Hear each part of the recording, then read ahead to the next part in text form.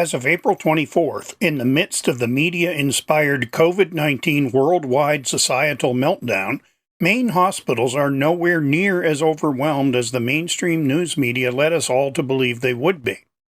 According to the Maine CDC, on April 24th, a total of 965 test cases for COVID-19 had been confirmed, with 499 already recovered, making a total caseload of 466 currently. Out of those 466 active cases, only 39 were hospitalized, 17 of which were in ICU and 7 on a ventilator. In total, only 47 had died with COVID-19 in Maine, but no statistics were provided for underlying health issues that may have also contributed to death. 16,784 COVID-19 tests came back as negative as of April 22nd in Maine. Over 60% of all Maine's COVID-19 cases are occurring in the Portland area. The further north you go in the state, the less the caseload. As of April 24th, there were 154 ICU beds in use out of the total of 313 in Maine. Only 17 of those 154 beds were occupied with COVID-19 patients. Ventilators were also not being used like we were all threatened they would be by the media.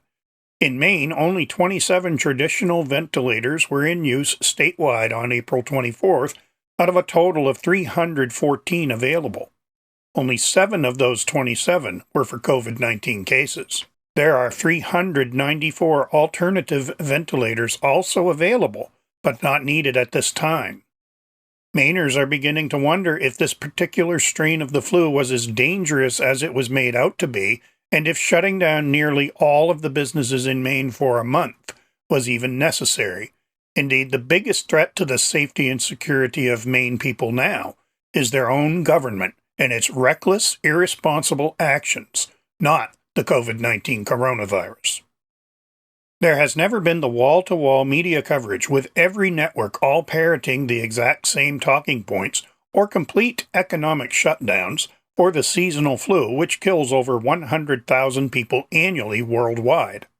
Something changed this year, though, where the powers that be felt the need to institute a fear-based mass mind control operation against the world's population for what must obviously be a covert political agenda. Michael Aquino was a mid-level officer and an openly practicing Satanist in the U.S. National Security Agency, who specialized in propaganda, mind control, and steering the minds of populations throughout the 1970s.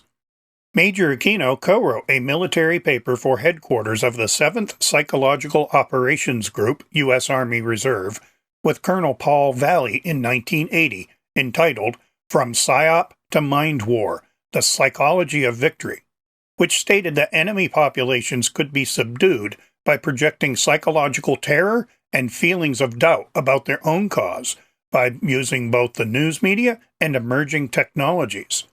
The paper discussed co-opting the use of conventional television and radio news media to reinforce their message and goals. In a 2003 re-release of the paper, Major Aquino wrote a modern introduction to it, stating, quote, "The advantage of mind war is that it conducts wars in non-lethal, non-injurious, and non-destructive ways.